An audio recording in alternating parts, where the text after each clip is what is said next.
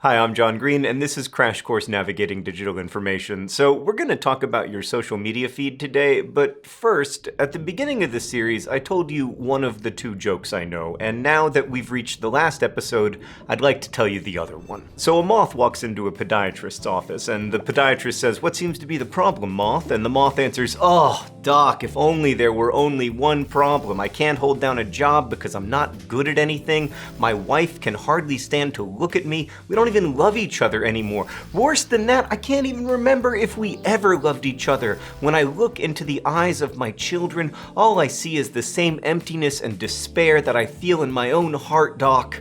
And then the podiatrist says, "Whoa, moth, okay, those are very serious problems, but it seems like you need to see a psychologist. I'm a podiatrist. What brought you here today?" And the moth says, "Oh, the light was on." We humans like to think of ourselves as extremely sophisticated animals, like moths may just fly toward the light, but humans are endowed with free will. We make choices. Except, a lot of the time, we just go where the light is on. We do whatever feels like the natural thing. We get on Facebook because other people are on Facebook. We scroll through posts because the architecture of the site tells us to scroll.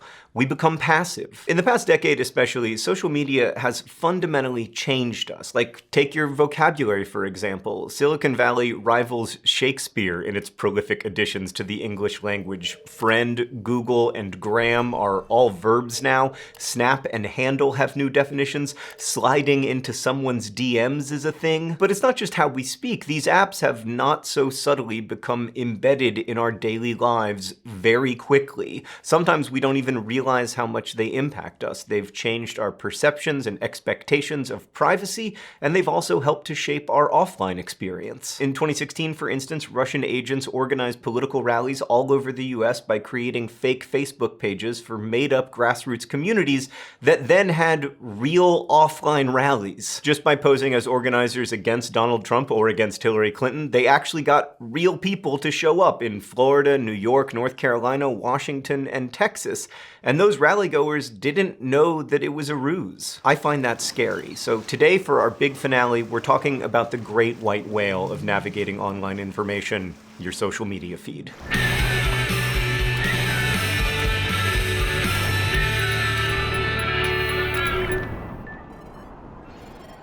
So quick note here at the start, I'm not currently using a bunch of social media platforms, which may mean that I'm no longer an expert in them, but it's only been 6 weeks and I don't think anything's changed that much. Also, it turns out that whether or not you participate in Twitter is irrelevant to whether Twitter affects your life, because what's shared online has offline consequences. Like, online shouting matches about politics can influence how we vote, and also how we talk to our extended family at the Thanksgiving dinner table. Unless you don't live in the US or Canada, in which case I guess you don't have Thanksgiving, and presumably you never fight with your aunts and uncles about politics. The way we interact on social media is shaping all of our offline behaviors, from how we engage with IRL communities to how we consume goods and services. That's why there are so many people you don't know, and companies and organizations using social media to try to influence your thoughts and actions. Sometimes those who want to influence you use false identities, like those with the Russian rallies. Sometimes, and more overtly, they buy your attention with advertising. Some just create really engaging videos about a kitten saved during a hurricane to steal your attention. Some of these actors have relatively benign goals and act fairly, like a company sending ads into your feed for a Harry Potter mug that it turns out you actually want because you are a Hufflepuff and you are proud. But others have terrible motives and spread disinformation, like hoax news sites, which are all run by Slytherins. Still others aren't quite in either camp, like they might unwittingly spread inaccurate information or misinformation, like your aunt who always posts about Onion articles like they're actual news. Or me on the several occasions when I have failed to pause and laterally read before retweeting news that turned out to be false. The big problem with all of that is that 68% of US adults get news through some form of social media, and nearly half of US adults get news through Facebook. And across the globe, people between the ages of 18 and 29 are more likely to get their news from social media than older adults are. When we're this reliant on a media ecosystem full of pollution, we have to take responsibility for what we read, post, and share, and to do that,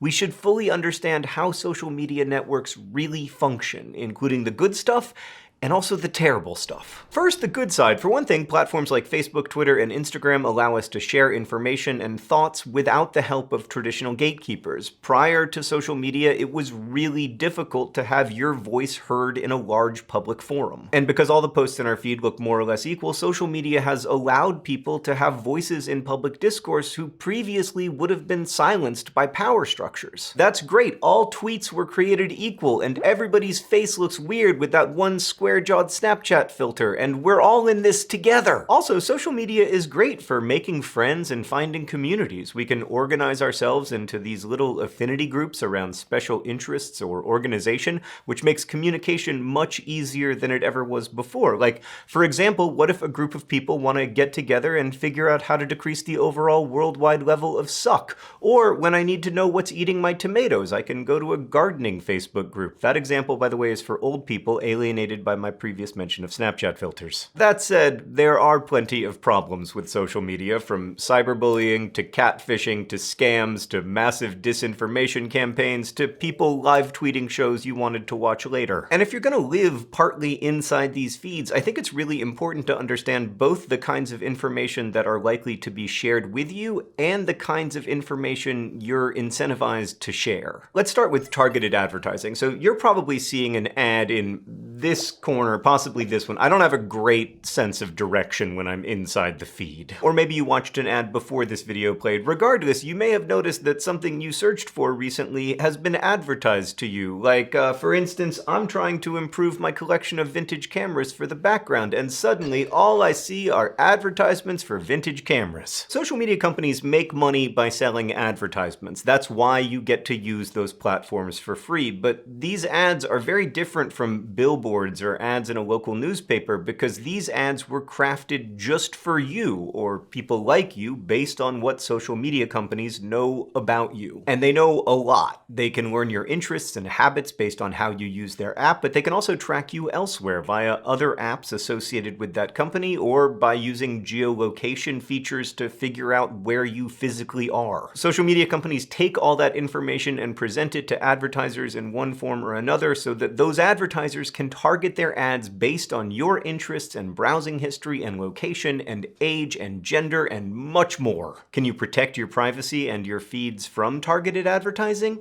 Kind of, sometimes. You can check your favorite apps and disable data and location tracking where you can. These features may fall under ad preferences or security or privacy settings. Another potential downside to social media, how algorithms organize our feeds. So algorithms are sets of rules or operations a computer follows to complete a task. To put it very simply, social media sites use what they know about your habits. They combine that with their knowledge of other people and the things you've self-selected to follow, and funnel all that information through an algorithm. And then the algorithm decides what to show you in your newsfeed. Generally speaking, a newsfeed algorithm looks for what you're most likely to engage with by liking or sharing it. Social media companies want you to stay engaged with their app or site for as long as possible, so they show you stuff that you like so you won't leave, so that they can sell more of your attention. And because the algorithms mostly show us things that we are likely to like and agree with, we often find ourselves in so-called filter bubbles, surrounded by voices we already know we agree with and unable to hear from those we don't. This also means that most newsfeed algorithms are skewed toward engagement rather than truth. This is so often the case, in fact, that entire businesses have been successfully run on posting engaging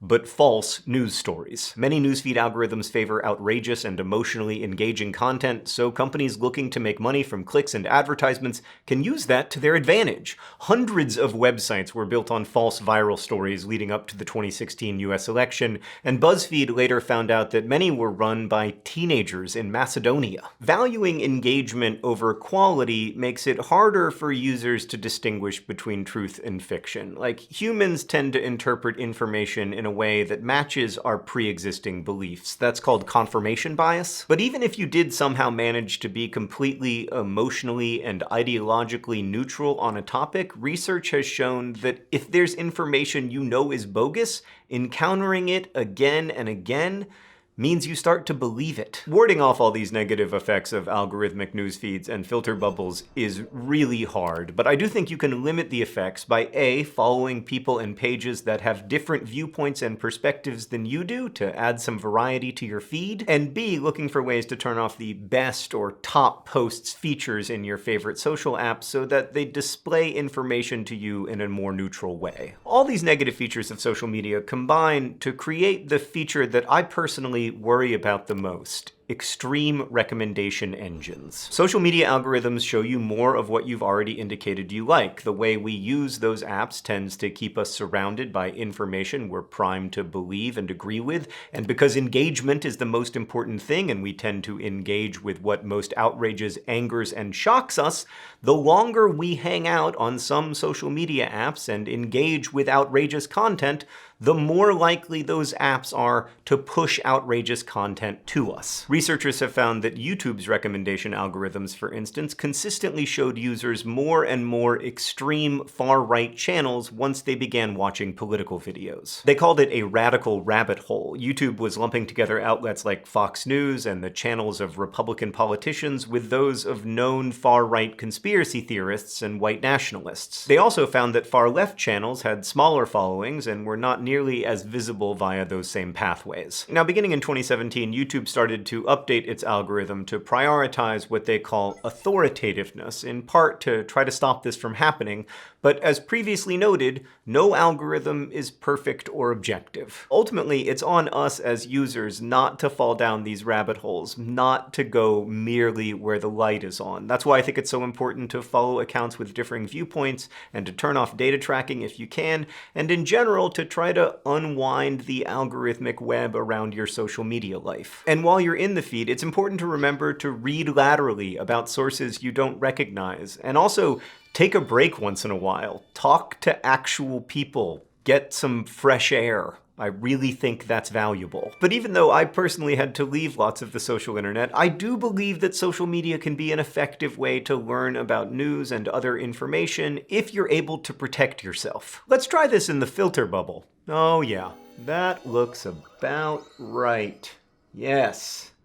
Oh, surrounded by everything I love and believe in. Okay, that's enough. Let's go to the thought bubble. Okay, so your cousin DM'd you a link headlined, "Singing Creek Park sold, will be home to monster truck rally." Wow, that is your favorite park, so that's a huge bummer. Your first instinct, of course, is to repost it with an angry comment like, "Ugh, we need nature, WTH, this is so unfair." But wait, no, take a deep breath and think, your cousin is kind of a big deal. He's blue check verified and everything, but blue check marks and verified profiles do not denote truth. They just mean an account itself is who they claim to be. So you click the link and it's from a site called localnews.co, which you've never heard of.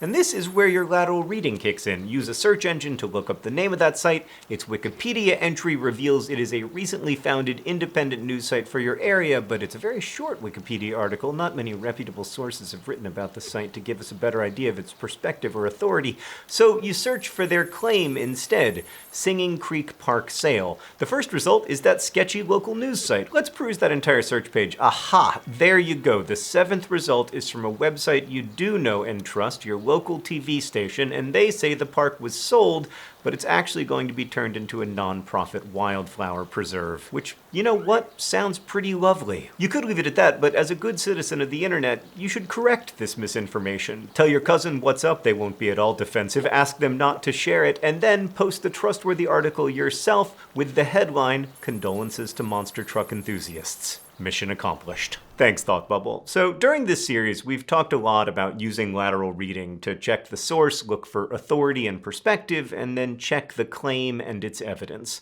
With social media, a more flexible approach is probably best. Like, sometimes it makes sense to find out who's behind the account you're seeing. Sometimes you should investigate the source of what they're sharing. Other times, it's best to evaluate the claim being made. As you practice, you'll develop a better idea of how to spend your time online. No matter where you begin, lateral reading will help you get the information you're looking for. When in doubt about anything you encounter online, you can challenge your source and your own assumptions and see what other people have to say. And there's one last thing I'd add. Be suspicious of information that confirms your pre-existing worldview, especially stuff that confirms that people you believe to be evil or stupid are evil or stupid. Read laterally not only when it comes to stuff you don't want to be true, but also when it comes to stuff you do want to be true. I know our current information environment can be frustrating. Believe me, I am frustrated by it. It is really difficult to know where to look for truth and accuracy, and I wish I could tell you there is one right way, one source you can always rely upon. But the truth is, anyone who tells you that is selling you an ideology or a product or both. But by making a habit of following up and following through, we can be expert navigators of digital information, and maybe even go to places where the lights are not on. Thanks so much for joining us for Crash Course Navigating Digital Information, and thanks again to the Poynter Institute and the Stanford History Education Group for making this series possible. MediaWise is supported by Google. If you're interested in learning more about MediaWise and fact-checking, a good place to start is at MediaWise on Instagram. Thanks again for watching. Good luck out there in the Wild West, and as they say in my hometown, don't forget to be awesome.